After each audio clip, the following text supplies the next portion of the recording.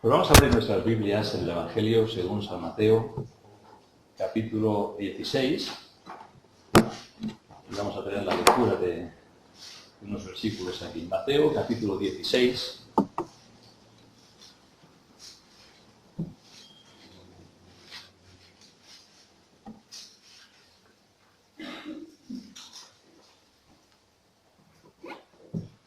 Hemos escuchado esta mañana que el Señor trae a nuestras vidas dulzura en lugar de amargura. Pero no solo eso, ¿verdad? Podríamos decir que también trae vida allí donde había muerte. Podemos decir que trae luz en donde había oscuridad. Podemos decir que trae paz allí donde había guerra y limpieza donde había suciedad. Y seguro podríamos alargar esta lista con muchas otras cosas que el Señor ha traído y ha provisto para su Iglesia. Y realmente el Evangelio es lo que trae esa obra de transformación en el corazón del ser humano. No hay absolutamente nada en este mundo, aparte del Evangelio, capaz de traer esa verdadera transformación, ese cambio en el corazón, esa conversión. La Escritura le llama ese nuevo nacimiento, nacer del Espíritu. El Evangelio es totalmente antagónico a nuestra vieja naturaleza pecaminosa y carnal, totalmente contrario. Pero es suficiente para traernos de nuevo a la comunión con Dios. Eso es lo que hace el Evangelio, traernos de nuevo a la comunión con Dios. Y en esta mañana me gustaría meditar en dos pasajes. Vamos a centrarnos en este pasaje en el Evangelio de Mateo, y después vamos a ir al libro de los Hechos, capítulo 2, y vamos a ver el nacimiento de la Iglesia. El nacimiento de la Iglesia. Primero, cómo el Señor lo anunció a sus discípulos, y después cómo se llevó a cabo en el libro de los Hechos. Así vamos a leer en Mateo, primero capítulo 16, versículos del 13 hasta el versículo 18. Y dice así la palabra del Señor. Viniendo Jesús a la región de Cesarea de Filipo, preguntó a sus discípulos diciendo: ¿Quién dicen los hombres que es el Hijo del Hombre? Ellos dijeron: unos, Juan el Bautista, otros, Elías, y otros, Jeremías o alguno de los profetas. Él les dijo: ¿y vosotros? ¿Quién decís que soy yo? Respondiendo Simón Pedro, dijo: Tú eres el Cristo, el Hijo del Dios viviente. Entonces le respondió Jesús: Bienaventurado eres, Simón, hijo de Jonás, porque no te lo reveló carne ni sangre, sino mi Padre que está en los cielos. Y yo también te digo que tú eres Pedro, y sobre esta roca edificaré mi iglesia, y las puertas del Hades no prevalecerán contra ella. Hasta aquí la lectura. Pero vemos en esta ocasión cómo nos dice que viniendo Jesús a la región de Cesarea de Filipo, a veces es necesario coger un mapa bíblico para saber dónde está Cesarea de Filipo. Y Cesarea de Filipo está a 40 kilómetros al norte del mar de Galilea. O sea, Jesús fue con sus discípulos hacia las montañas. Una distancia como puede ser desde Bañolas, donde tenemos el lago de Bañolas, hasta Olot, un poquito más, ¿verdad? Unos 40 kilómetros al norte del mar de Galilea, a las laderas de los montes de Hermón. Allí hay unas cumbres altas. El pico más alto tiene 2.814 metros, el monte Hermón. Y en aquella región nos dice que Jesús fue con sus discípulos. De hecho, lees el capítulo anterior y te das cuenta cómo primero Jesús estaba en Tiro, en Sidón, después volvió a Galilea, alimentó a aquellos 7.000 y vemos cómo va haciendo a esos 4.000, perdón, ese evangelismo itinerante, ¿verdad?, por toda aquella región de Galilea. Y ahora se va al norte, y algunos han dicho de este pasaje que es como que el Señor se llevó a sus discípulos a tener un retiro espiritual. O sea, según se los llevó a un lugar tranquilo, vamos a apartarnos un poco, vamos a descansar un poco. Y Jesús quería llevar a sus discípulos a un punto muy importante. De hecho, este acontecimiento es un punto de inflexión en la vida y en el ministerio del Señor Jesucristo. Hasta entonces él había estado anunciando el Evangelio del Reino, había estado haciendo milagros, había estado sanando, sus discípulos con él, viendo lo que hacía, escuchándole. Pero llega aquí un momento donde Jesús quiere tener un trato especial con ellos y quiere tener ese retiro, ese vamos aparte y vamos a meditar en algunas cosas importantes. En esa región de Cesarea de Filipo, de hecho la ciudad de Cesarea de Filipo fue embellecida, nos dicen los historiadores, por Herodes Filipo, hijo de Alejandro el Grande, y le puso ese nombre de Cesarea por el César. Ponían nombres del César para honrar, ¿verdad?, a César, y Filipo pues porque era su nombre, Herodes Filipo. Él había mejorado esa ciudad. Y le puso ese nombre también para diferenciarla de la Cesarea Marítima, que está en la costa de la tierra de Israel. Jesús caminando por allí, por aquella región de Cesarea de Filipo. De hecho, este acontecimiento sale narrado en los evangelios sinópticos, Mateo, Marcos y Lucas. El evangelio de Juan no menciona nada. Pero vemos cómo Jesús les hace dos preguntas. La primera es, ¿quién dicen los hombres que es el Hijo del Hombre? Podemos pensar, ¿qué necesidad tendría Jesús de saber qué dicen los hombres, de quién es Él, cuando Él sabe perfectamente lo que hay en todo corazón del ser humano, ¿verdad?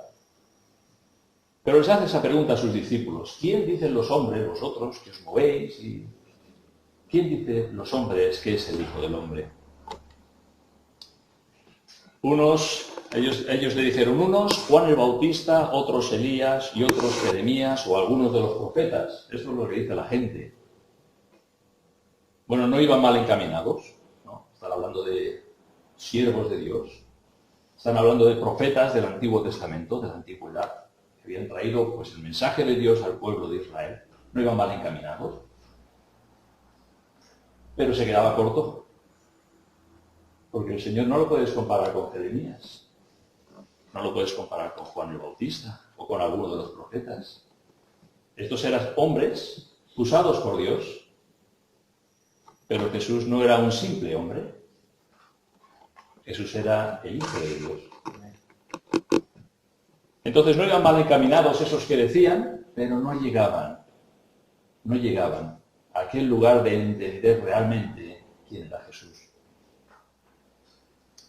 Ver a Jesús como un buen hombre, como un buen ejemplo, como un buen siervo de Dios, no es más que una visión meramente humana de Jesús.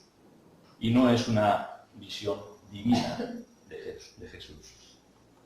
Y esto, permitidme que lo diga, no salva a nadie. Podemos en nuestra vida diaria preguntar a la gente, ¿tú qué piensas de Jesús? Y tendremos respuestas de todo tipo, ¿verdad? Depende del pensamiento de la persona, te dirá, pues fue un buen ejemplo, o fue un buen hombre, o fue un revolucionario, hasta puedes escuchar que diga que fue el primer comunista, ¿verdad? Visiones que no llegan más allá de su simple humanidad. Y esa visión de Jesús no salva a nadie. Yo no sé cuál es tu visión de Jesús, pero si llegas ahí, todavía no ha ocurrido ese acontecimiento del nuevo nacimiento. Todavía necesitas ver a Jesús, al Hijo de Dios, dando su vida en tu lugar, en la cruz del Calvario. En el libro de los Hechos, capítulo 4 y versículo 12, nos dice ese versículo tan conocido, en ningún otro hay salvación porque no hay otro nombre bajo el cielo dado a los hombres en que podamos ser salvos. No hay otro nombre. Jeremías, unos Juan el Bautista, otros Elías. No hay otro nombre aparte de Jesús, porque es el único que es divino. También en primera de Timoteo, el apóstol Pablo escribió a Timoteo que hay un solo Dios y un solo mediador entre Dios y los hombres.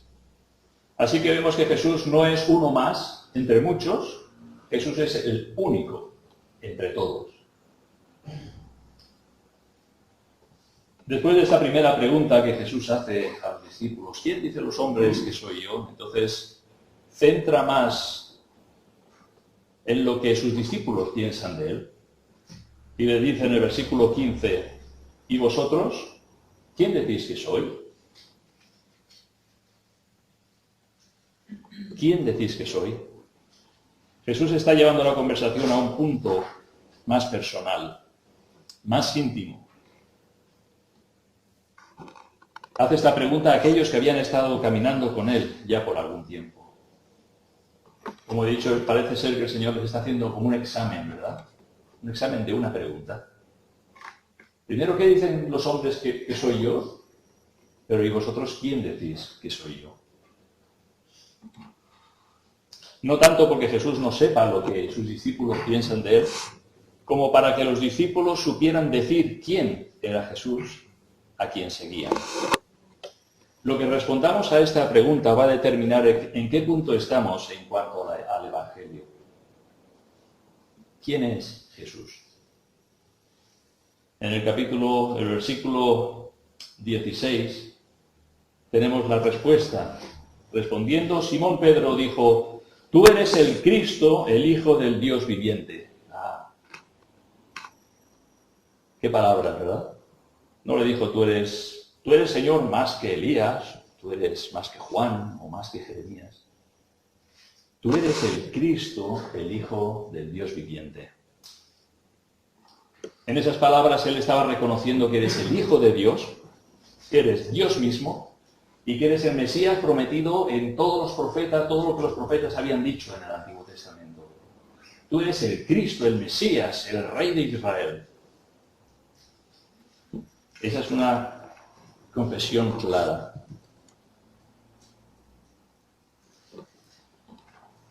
Jesús no es uno entre muchos, Jesús es el único entre todos, que provee salvación y vida eterna. Cuando Jesús oyó de los labios de Pedro esta confesión en cuanto a su deidad, parece ser que es lo que buscaba oír, ¿verdad? Aunque, como digo, él ya sabía lo que había en sus corazones. El Señor quería escuchar de los labios de sus discípulos, ¿quién decís vosotros que soy yo? Y el Señor quiere escuchar también de tus labios y de mis labios, ¿quién es Él? Porque si no somos capaces de decir quién es Él en cuanto a su deidad, todavía estamos en nuestros pecados. Si lo vemos como una buena persona, si lo vemos de tantas formas distintas, pero si no lo vemos como Dios mismo, como el Hijo de Dios encarnado, todavía estamos perdidos. En Romanos 10 hay ese versículo precioso que dice que si confesares con tu boca que Jesús es el Señor y creyeres en tu corazón que Dios le levantó de los muertos, serás salvo. Que si confesares con tu boca, ¿quién decís vosotros que soy yo? Dice Jesús.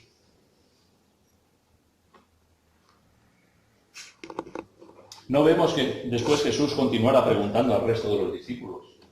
Parece ser que la respuesta de Pedro era suficiente.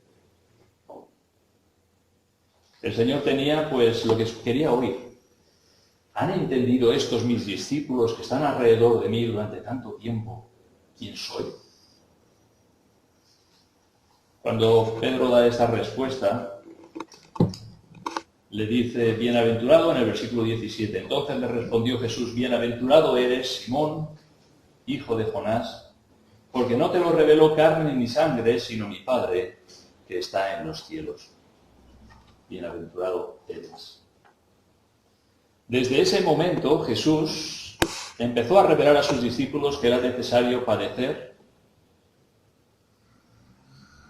y lo que él iba a hacer por su iglesia, por los suyos. Fijaros en el versículo 21, después de este examen a sus discípulos, en el versículo 21 dice, desde entonces comenzó Jesús a declarar a sus discípulos lo que era necesario ir a Jerusalén y padecer mucho de los ancianos y de los principales sacerdotes y de los escribas y ser muerto y resucitar al tercer día. ¿No se lo había dicho antes a los discípulos? ¿No se lo había dicho antes el Señor? Primero ellos tenían que llegar a entender quién era Jesús. ¿Lo habéis entendido? Tú eres el Cristo, el Hijo de Dios. Desde entonces comenzó Jesús a decir a sus discípulos el camino que le iba a llevar a la cruz del Calvario. Y lo que él iba a hacer por sus discípulos, dar su vida ¿verdad? Por sus ovejas, como nos dice el Evangelio de Juan. Desde entonces. Y entonces a partir de ahí Jesús ya les va repitiendo, les va diciendo a lo largo de su ministerio, ¿verdad? Que Él va camino a la cruz, que Él va a dar su vida por mucho, que el grano de trigo si queda solo no lleva fruto, pero si cae en la tierra y muere, lleva mucho fruto. Y una y otra enseñanza de Jesús se centra desde este momento hacia la cruz. Hasta este momento no, hasta este momento era el entendimiento que ellos podían llegar a alcanzar de quién era verdaderamente Jesús. Es importante que como cristianos sepamos decir quién es Jesús. Hay muchas cosas que podemos ignorar de las Escrituras, desconocer de las Escrituras, o no saber explicar. Pero ¿quién es Jesús? Si tú has nacido de nuevo, debes de saber explicar quién es Jesús. Y hacerlo pues con nuestros labios, como Pedro lo hizo. Tú eres el Cristo, el Hijo del Dios viviente. Jesús es Dios mismo, trayendo redención y vida eterna. Ese es el que me ha, como he dicho al principio, me ha lavado, me ha limpiado, me ha dado vida, me ha dado dulzura, me ha dado gozo, me ha dado vida eterna y todas las promesas que nos da en su santa palabra. ¿Quién es Jesús? Tenerlo claro, sobre todo, en nuestros corazones. Cuando Pedro da esta respuesta y Jesús le dice, bienaventurado eres Simón, le está diciendo, Simón, eres dichoso, eres feliz, eres afortunado. Pero ¿qué le continúa diciendo? Porque no te lo reveló carne ni sangre, sino mi Padre que está en los cielos. Esa revelación en el corazón de Pedro, Jesús la identifica como una revelación de Dios Padre. No te lo reveló carne ni sangre, sino mi Padre que está en los cielos. Ha dado esa revelación a tu corazón, a tu alma, para que puedas entender quién es Jesús.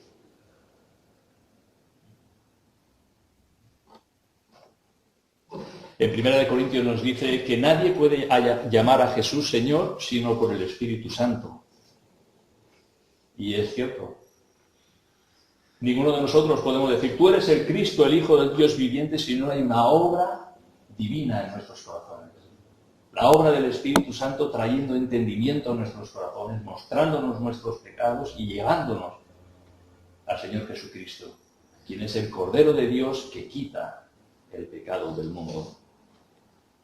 Es necesaria esa intervención divina, sin la cual es humanamente imposible creer en Jesús como Salvador. En Romanos 3:11 nos dice, no hay quien entienda, no hay quien busque a Dios. Usamos muy a menudo el versículo anterior, ¿verdad? Cuando dice, no hay justo ni aún uno. Y lo entendemos, no hay justo ni uno. Pero el siguiente versículo dice, no hay quien entienda, no hay quien busque a Dios. ¿Cuántos? ¿Quién busca a Dios? No hay quien busque a Dios. No hay ni aún uno. Y esta es la triste realidad del corazón del ser humano. No hay quien busque a Dios. El ser humano está de tal manera perdido que no tiene el más mínimo deseo de buscar a Dios. Es necesaria una acción divina que nos lleve a buscarle. Y esto nos hace pensar en que nosotros no somos tanto los que buscamos a Dios como que Dios nos busca a nosotros. Y toda la gloria en la salvación de un alma pertenece a Dios. Y debemos de dar testimonio con nuestros labios de que el Señor nos ha salvado. La gloria es suya. No hay nada en nosotros, ni yo he sido más inteligente que otros, ni he tenido más deseo que cualquier otro. No. Ha sido la obra de Dios por medio de su Espíritu Santo trabajando en nuestros corazones y llevándonos a Él.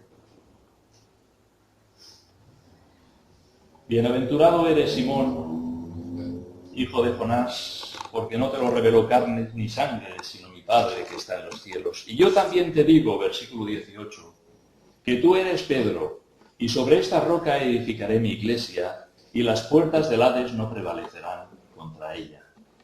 Estas palabras, dice el Señor a Pedro, Y es uno de los versículos donde ha traído pues mucha controversia y polémica, sobre todo con la doctrina errónea de la Iglesia Católica, que centra en Pedro, pues como si Cristo hubiera edificado su iglesia sobre Pedro. Y no es así. Es una interpretación errónea de las Escrituras. La roca en las Escrituras no es otro que Dios mismo. Lo ves en todo el Antiguo Testamento. Y Pedro significa piedra, una piedra. El Señor no va a edificar su iglesia sobre una piedra. Y más esa piedra es un hombre. El Señor edifica su iglesia sobre una roca sólida, firme. Y esa roca es Él mismo. Y esa roca es esa declaración de tú eres el Cristo, el Hijo del Dios viviente. Ese es el fundamento, ¿verdad? Y leemos en otros pasajes de las Escrituras que Cristo, que nadie puede poner otro fundamento que el que está puesto, el cual es Jesucristo. El Señor ha edificado su iglesia sobre Él mismo, sobre esa declaración que hizo Pedro, de el Cristo, el Hijo del Dios viviente. Y por eso es uno de los versículos, pues, que ha traído mucha batalla, sobre todo en cuanto a la doctrina de la Iglesia Católica del papado y la sucesión apostólica y, bueno, todo lo que tienen montado en su religión, ¿verdad? A continuación Jesús les declara cuál iba a ser su labor en un futuro próximo, cuando el Señor dice, sobre esta roca edificaré mi iglesia. Primero está hablando en futuro, no está hablando en pasado ni está hablando en presente. No dice empecé a edificar o he empezado a edificar, dice empezaré a edificar. Es algo que está por suceder. Edificaré mi iglesia. Iglesia, esta es la primera mención que aparece la palabra iglesia en las Escrituras. Se menciona 114 veces en el Nuevo Testamento y 2 de ellas en los Evangelios, que son aquí. Iglesia, se ha dicho muchas veces, pero lo volvemos a repetir, es la asamblea o congregación de aquellos que Cristo ha llamado de las tinieblas a su luz admirable. Asamblea o congregación de los que el Señor ha salvado. Eso es la iglesia. Y Cristo, como el fundamento, va edificando su iglesia, ¿cómo? Cogiendo piedras y colocándolas sobre el fundamento. Y Pedro, que nos dice, vosotros sois piedras vivas, edificados sobre el fundamento, ¿verdad? De los apóstoles y profetas, que también es el Señor Jesucristo. La iglesia tiene tal fundamento, dice, que ni las puertas del Hades van a prevalecer contra ella. Es interesante, pero cerca de Cesarea de Filipo hay unas grutas que les llaman las puertas del Hades. Seguramente lo habrán buscado, ¿no? No creo que en aquel tiempo el Señor identificara esa gruta, pero parece que son unas grutas que cae, pues es una entrada a un abismo oscuro, profundo, del que entras y ya no puedes salir, ¿verdad? Pero el Señor está diciendo, las puertas del Hades no van a prevalecer contra la iglesia. La iglesia del Señor no ha podido ser destruida ni por el Imperio Romano, ni por todas las persecuciones que han habido, ni por todas las artimañas del diablo.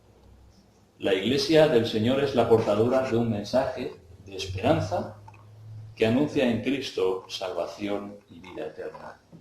La iglesia es presentada como la esposa de Cristo y Él dio su vida por ella. Y Satanás jamás va a poder destruir aquello por lo que Cristo murió. Las puertas del Hades no van a prevalecer contra la iglesia. La iglesia no va a ser derrotada. Nos dice, sois más que vencedores por medio de aquel que nos amó, ¿verdad? La victoria está en Cristo. Y la iglesia va a permanecer a pesar de los pesares y de todas las fuerzas del mal, podríamos decir. Jamás va a ser derrotada. Podrá ser perseguida, podrá sufrir, pero jamás va a ser derrotada. Dice que Dios está cogiendo su iglesia y la está llevando a ese punto como una novia, dice, ataviada, sin mancha ni arruga, gloriosa. Una iglesia gloriosa.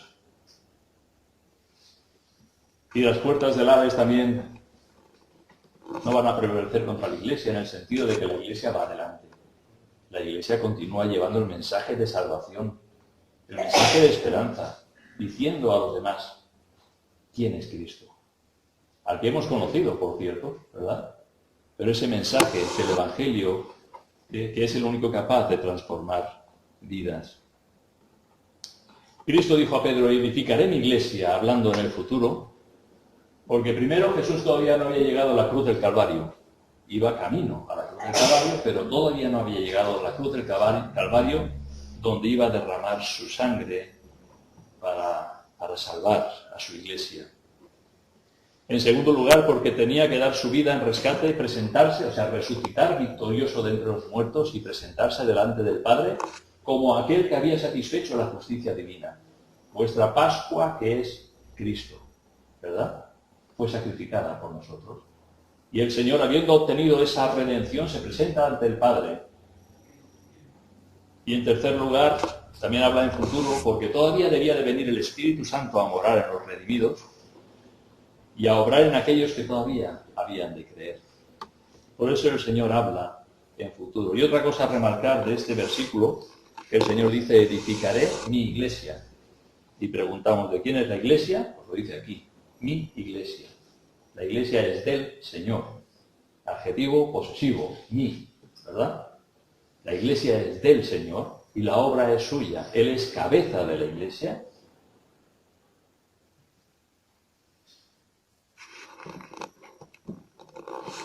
Ahora vamos a ver en el libro de los Hechos, ese otro pasaje, cómo realmente el Señor empezó a edificar su iglesia. Hechos capítulo 2.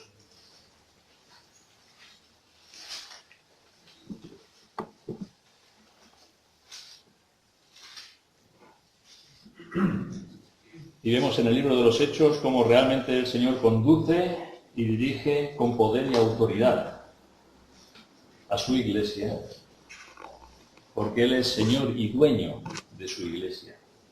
Y vamos a ver algunos versículos en el capítulo 1 y en el capítulo 2. Fijaros primero en el capítulo 1, versículo 4, dice, y estando juntos, esto ya es el Señor después de haber resucitado, se aparece a sus discípulos y les dice, y estando juntos les mandó que no se fueran de Jerusalén, sino que esperasen la promesa del Padre, la cual les dijo, oísteis de mí.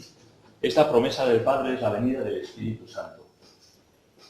El Señor les dice que no se fueran de Jerusalén. Cuando lees el relato en el libro de los Hechos o en Lucas, parece, ¿verdad? Parece como si los discípulos no se hubieran marchado de Jerusalén.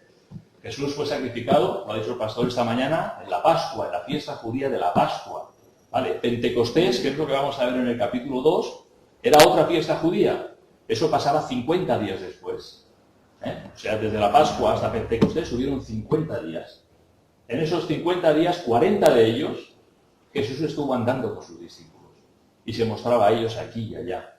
En el relato que digo en Lucas, parece ser como si no se fueran de Jerusalén, todo acontece allí. Si lees el Evangelio de Mateo, si lees el Evangelio de Marcos, dices, no, Jesús también estuvo en Galilea, no solamente se quedó en Jerusalén o en Judea. De hecho, cuando resucitó Jesús, ¿qué le dijo, o el ángel, qué le dijo a María, verdad? Ve y di a mis discípulos que vayan a Galilea, y allí le veréis. O sea, Jesús se aparece a sus discípulos también en Galilea. ¿Recordáis cuando Pedro dice, me voy a pescar? Y los discípulos dicen, pues nosotros vamos contigo, vamos a pescar. ¿Verdad? ¿Eso dónde era? En Jerusalén no. Allí no había para ir a pescar. Está en la montaña. Estaban en el mar de Galilea. Y salieron a pescar y Jesús les esperaba en la orilla. Entonces esto lo menciono porque a veces es interesante no solamente ver un evangelio, sino ver cómo se complementan los evangelios. Y no sabemos cuándo, es difícil identificar. Jesús estuvo tantos días o tal día aquí o allá. Sí que vemos que Jesús se aparece a sus discípulos tanto en Galilea como en Judea. En este caso vemos que le dice, estando juntos, en el versículo 4, les mandó que no se fueran en Jerusalén, sino que esperasen la promesa del Padre, la cual les dijo, oísteis de mí. Esto estaba próximo a llegar la fiesta de Pentecostés. Esa fiesta de Pentecostés es el nombre griego de la segunda de las grandes fiestas del pueblo de Israel, donde todo varón judío pues debía ir a Jerusalén, al templo, ¿verdad? Y era conocido en el Antiguo Testamento como la fiesta de las semanas, porque eran 7 semanas después de la Pascua. 7 semanas por 7 días, 49 días, y el 50 venía la Pascua, llamada la fiesta de las semanas. También llamada la fiesta de la cosecha, porque tenía lugar al final de la cosecha, o el día de las primicias, porque se ofrecían los primeros panes del nuevo trigo. Era una fiesta, como digo, en que todo varón judío era llamado a venir a Jerusalén, al templo. En el capítulo 2 y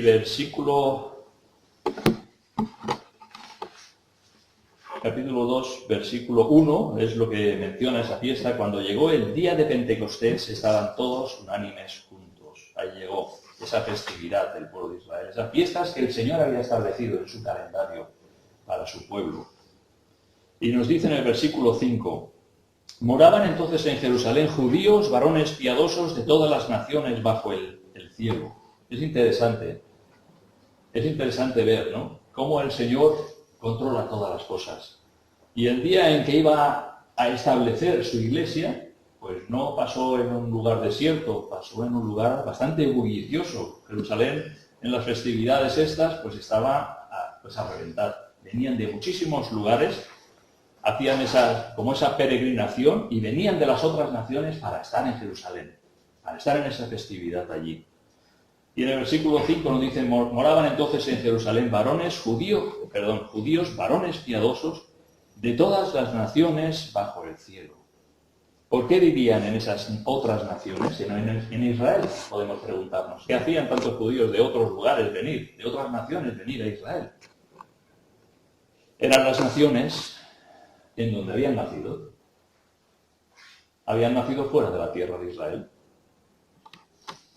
En el versículo 8 nos dice, ¿cómo pues les oímos hablar cada uno en nuestra lengua en la que hemos nacido? ¿Lo ves? No nacieron en la tierra de Israel, en Judea.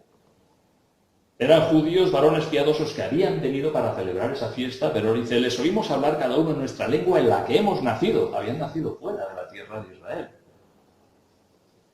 Tenemos dos ejemplos en las Escrituras. No vamos a ver los versículos, pero seguro recordáis. Cuando la Biblia habla de Bernabé, nos dice que era de la tribu de Leví y nos dice que era natural de Chipre. Él nació en la isla de Chipre, Bernabé. Si pensamos en el apóstol Pablo, antes de su conversión, cuando se menciona Saulo de Tarso. Tarso no estaba en la tierra de Israel. Estaba lejitos, ¿verdad?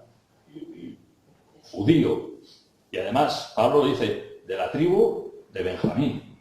Cuando dice hebreo de hebreos, en cuanto a la ley fariseo. Pero él no había nacido en la tierra de Israel. Por lo tanto, también era otro judío de los que estaban por ahí fuera, ¿verdad? Que venían. Recordemos que el pueblo de Israel, debido a su desobediencia, había sufrido el juicio de parte del Señor y que fueron llevados al cautiverio. Si recordáis, en el 721, las 10 tribus del norte fueron llevadas al cautiverio por el imperio asírico, o de Siria. Esas 10 tribus se han llamado las 10 tribus perdidas de Israel. Para nosotros sí que están perdidas, para el Señor no. Pero esas 10 tribus fueron sacados de su tierra y como nación jamás regresaron. Claro, fueron llevados al cautiverio, a Siria. Y unos se establecieron aquí, y otros se establecieron allá, y otros se establecieron allá. ¿Sí? Algunos otros fueron dejados en la tierra, en Samaria. Y después vinieron de Asiria y hubieron esos matrimonios mixtos de donde surgieron los samaritanos. De ahí que los judíos y los samaritanos pues tenían ese recelo los unos con los otros, ¿verdad? Pues se mezclaron en matrimonios mixtos. Pero esas 10 tribus estaban ahí esparcidas. Después, años más tarde, en el 586, hubo otro cautiverio, el cautiverio babilónico. Era otro imperio que surgió, que devoró al imperio asirio y que ocupó toda aquella tierra, y también se llevaron a la tribu de Judá al cautiverio, a Babilonia. En este caso estuvieron 70 años, al final de los cuales muchos de ellos regresaron, pero muchos otros no regresaron jamás. Así que tenemos los judíos que fueron llevados al cautiverio por Asiria y los judíos que fueron llevados al cautiverio por Babilonia, pues por ahí andaban, poblando, ¿verdad?, todas aquellas regiones, aquellas otras naciones. Así tenemos al pueblo de Israel esparcido entre muchas naciones en donde se establecieron y generación tras generación nacían y vivían como judíos de raza o religión pero de nacimiento eran de otras naciones. Estos judíos son los que en la festividad venían a Jerusalén. Por eso dice, ¿cómo les oímos hablar en nuestras lenguas en las que hemos nacido? Y fijaron en el siguiente versículo todo lo que menciona. Partos, medas, elamitas y los que habitamos en Mesopotamia. Si tuviéramos un mapa delante nuestro, veríamos que todas estas regiones pertenecen a Siria, Irak e Irán, o sea, hacia el noreste, ¿verdad? Los partos, los medas, los elamitas, los que habitamos en Mesopotamia. Habla de los que estaban en Judea. Cuando dice en Capadocia, en el Ponto, en Asia, en Frigia y en Panfilia, toda esta región pertenece también al norte de Israel, pero más hacia el oeste. Es lo que es la península de Anatolia, la Turquía asiática, la Turquía del este, toda esa región. Luego nos habla hacia el sur, en Egipto, y las regiones de África más allá de Cirene. Si buscas Cirene, Cirene es una ciudad que hay, porque había donde está ahora Libia. Se está hablando ahora hacia el sur, ¿verdad? Dice, y romanos aquí residentes, tanto judíos como prosélitos. Y vemos que está mencionando en el versículo 11, cretenses, árabes, les oímos hablar en nuestras lenguas las maravillas de Dios. Y estaban todos atónitos y perplejos, diciéndose unos a otros, ¿qué quiere decir esto? Esto es porque había venido el Espíritu Santo. El Señor dijo, edificaré mi iglesia. Y ese día fue el día que la iglesia nació. Este día fue cuando el Señor envió la promesa del Padre. Y el Espíritu Santo descendió sobre aquellos que habían creído en Jesús. Fueron bautizados en el Espíritu Santo y fueron llenos del Espíritu Santo. Y comenzaron a hablar en lenguas, dice. En esos otros idiomas que hemos visto, de forma que los judíos que venían de lugares lejanos les oían hablar en su propia lengua. Las maravillas de Dios. Así que eran judíos de la diáspora, de la dispersión, descendientes de los que fueron llevados al cautiverio asirio y babilónico, que conservaron su cultura, tradiciones y religión, en muchas ocasiones gracias a las sinagogas, que es donde surgieron cuando los judíos estaban esparcidos, donde surgió la necesidad del pueblo de reunirse y de leer la ley, ¿verdad? Las sinagogas. Y vemos que se encontraban allí donde había una comunidad judía, y esto lo podemos, tenemos ejemplos cerca nuestro. Si vas a Gerona, pues podrás ir a dar un paseo por el barrio judío, ¿verdad? El Cal, ¿no le llaman? El Cal. Es la judería. Era el barrio judío en Girona. Si pasas por Besalú, pues puedes ir a ver los restos de una sinagoga y los baños judíos. Allí donde habían judíos, allí que hacían lo posible por reunirse, ¿verdad? Y formar esos núcleos. Y quizás lo veremos en otra ocasión, pero el libro de los Hechos está lleno. Donde iba Pablo predicando el Evangelio, ¿a dónde iba? Sinagogas. Empezó en Damasco y ¿dónde fue? A las sinagogas. Y sinagogas por todos lados. Y sinagoga no era grandes templos donde se reunían 500 judíos ahí. No. Tú ves la sinagoga bueno, solamente los quedan los cuatro paredes de Salú, y era un poquito más grande que la plataforma del púlpito. Eso era una sinagoga. ¿Cuántos se reunían allí? ¿10 personas? ¿8, 10, 15? Eran lugares pequeños, pero allí se reunían esos judíos para leer la ley y pues para conservar sus tradiciones, sus festividades, etcétera, etcétera. Entonces tenemos esos ejemplos cercanos nuestros. Pero este día se cumplió la promesa del Padre, la venida del Espíritu Santo. Lo dice en Hechos 1:5. Juan ciertamente bautizó con agua, mas vosotros seréis bautizados con el Espíritu Santo dentro de no muchos días. Y eso es lo que sucedió este día, que fue el nacimiento de la Iglesia. Cuando una persona cree en Jesús como su Salvador, ocurre eso. Ocurre el milagro del nuevo nacimiento, y en ese mismo instante se recibe el bautismo del Espíritu Santo. Uno es colocado, es esa piedra que el Señor acoge y la coloca en su iglesia.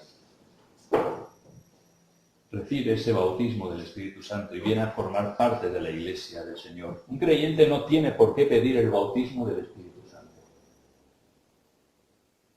No hay base bíblica para pedir el bautismo del Espíritu Santo. Hay base bíblica para orar por la llenura del Espíritu Santo, pero no para el bautismo del Espíritu Santo. es una obra divina, que el Señor hace en el momento de la salvación e inmediatamente pone ese sello, que dice la Escritura, el sello del Espíritu Santo en el corazón. Ese es el bautismo del Espíritu Santo. Dice en el versículo 14, Pedro, poniéndose en pie con los 11, alzó la voz y les habló diciendo: varones judíos y todos los que habitáis en Jerusalén, esto os sea notorio y oíd mis palabras. A partir de aquí empieza a hablar poderosamente, lleno del Espíritu Santo, acerca de quién es Jesús, el Cristo, el Hijo del Dios viviente, a quien vosotros habéis entregado y habéis matado. Dios ha resucitado de entre los muertos y ha hecho Señor y Cristo, y que en su nombre haya arrepentimiento y confesión y perdón de pecados. Y poderosamente trae ese mensaje. Pero fijaros, ¿qué dice en el versículo 14? Varones judíos. En el versículo 22, varones israelitas. En el versículo 29, varones hermanos. En el versículo 36, sepa pues ciertísimamente toda la casa de Israel. ¿A quién está hablando? Al pueblo de Israel. Aquellos que habían recibido la ley, de los cuales vino Cristo, de los cuales era la promesa, la promulgación, la ley y tantas otras cosas, ¿verdad?, que dice la Escritura. Está hablando al pueblo de Israel.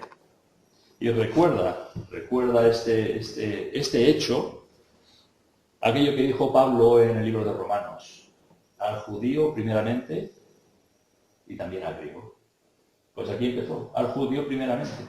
No estaban hablando a los gentiles, estaban hablando al pueblo de Israel, aquellos varones piadosos judíos que venían de las sinagogas que habían esparcidas por todo lo que había sido el imperio babilónico y asirio. Venían para la festividad a esos varones judíos piadosos que en la ley todavía estaban leyendo del Mesías. A esos a los que Pedro se dirige. Y es a los que el Señor salva. El versículo más adelante dice, el versículo 41. Así que los que recibieron su palabra fueron bautizados y se añadieron aquel día como 3.000 personas. 3.000 personas. 3.000 personas. Como 3.000 personas. Experimentaron esa obra milagrosa del nuevo nacimiento, una obra divina. Esa acción del Espíritu Santo trayendo convicción de pecado. ¿Qué haremos?, dijeron. ¿Qué haremos? Cuando Pedro le dijo, habéis matado al autor de la vida, ¿qué haremos? Arrepentíos y creed en el Señor Jesucristo para el perdón de vuestros pecados. Y fueron, dice aquí, añadidos 3.000 personas. El Señor había dicho, edificaré mi iglesia. Y aquí lo estaba haciendo, de una forma poderosa. El Señor estaba obrando en los corazones. Pedro era aquel pescador, hombre del vulgo, sin letras, ¿verdad? Decían, ¿cómo estos pueden hablar así?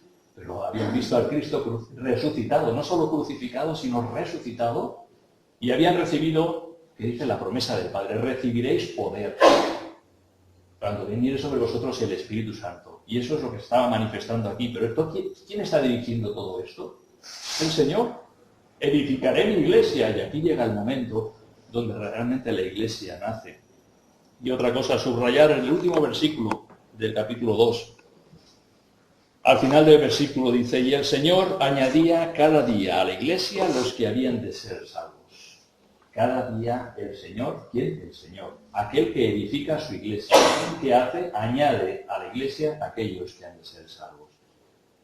Así parece que el Señor se ha ido, está lejos, ha muerto, ha resucitado, ha ascendido, está a la diestra de Dios. El Señor está orando. Está edificando su iglesia. Empezó aquí, ¿verdad? Empezó aquí, pero lleva 2 años ya edificando su iglesia. Y continuará edificando hasta el último día. Hasta, como dice la Escritura, que suene la trompeta y el Señor venga a buscar a los suyos. ¿Verdad? Hasta ese día el Señor está edificando su iglesia.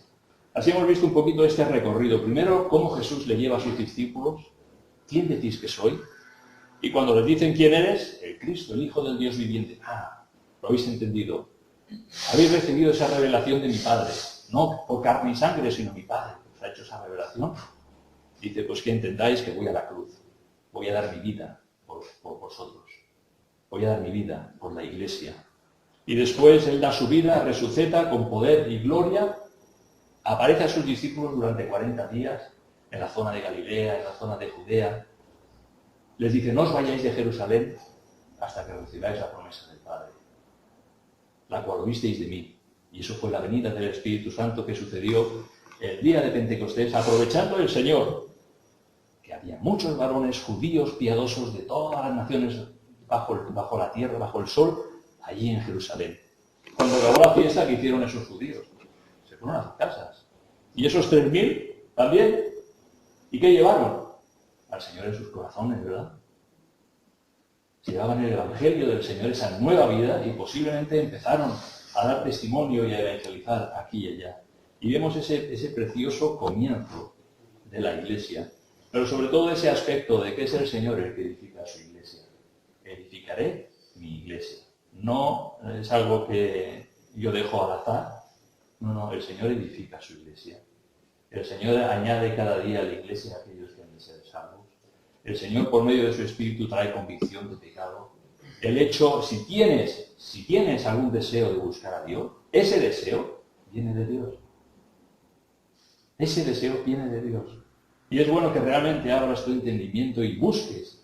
Y el Señor dice, en tu luz veremos la luz, ¿verdad? Te va a dar más luz en cuanto al Evangelio, hasta que realmente puedas experimentar ese nuevo nacimiento. Acabo, sé que me he extendido, pero acabo con una pregunta. Si el Señor, la labor que está haciendo es edificando su Iglesia, ¿qué es lo que estamos haciendo nosotros en relación a la Iglesia del Señor?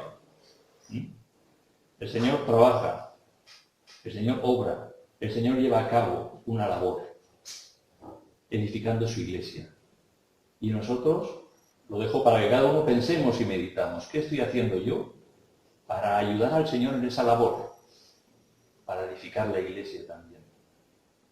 O no hago nada, o qué es lo que hago, ¿verdad? Pero es algo importante para el Señor, su Iglesia, tan importante que dio su vida por ella. Y de la misma forma nosotros debemos de amar al Señor y amar su obra, su Iglesia, y colaborar con el Señor. Como dijo Pablo, somos colaboradores de Dios, ¿verdad? Y llevamos ese mensaje, reconciliados con Dios. Pues que podamos también tener nosotros ese deseo de ayudar, de colaborar en la Iglesia del Señor. Que el Señor bendiga.